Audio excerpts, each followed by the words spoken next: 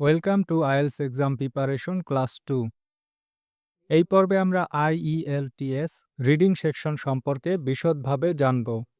আমরা শিখব কোয়েশ্চেনের স্ট্রাকচার, প্রশ্নের ধরন এবং কিভাবে ব্যান্ড স্কোর নির্ধারণ করা হয়। আইএলস রিডিং সেকশনে 40টি প্রশ্ন থাকে এবং এই প্রতিটি প্রশ্নের মান হয় 1। 40টি প্রশ্নে 40টি নাম্বার পাওয়া যায় এবং ভুল উত্তর দিলে কোনো নাম্বার কাটা হয় না।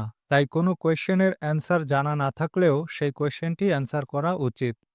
রিডিং সেকশনে বিভিন্ন ধরনের প্রশ্ন আসে, যেমন multiple choice, headings matching, features matching, summary note, flow chart, short answer questions ইত্যাদি।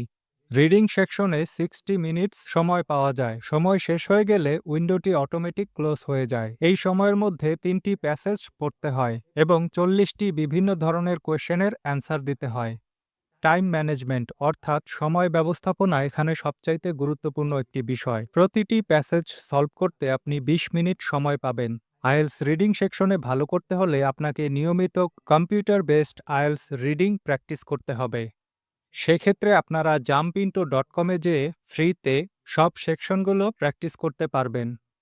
এই ওয়েবসাইটে ক্যামব্রিজ থেকে প্রকাশিত আইএলসের যে কোশ্চেনগুলো আছে তা দেওয়া আছে।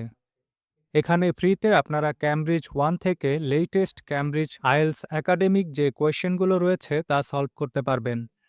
প্রতিটি অংশ সম্পর্কে বিশদভাবে জানতে আমাদের পরবর্তী ভিডিওগুলো দেখুন। এখানে কম্পিউটার বেসড আইএলসের সম্পূর্ণ একটি কোর্স স্ট্রাকচার ক্লাস আকারে আপলোড করা হবে, যাতে আপনারা ঘরে বসেই আইএলস এক্সামের প্রিপারেশন নিতে পারেন।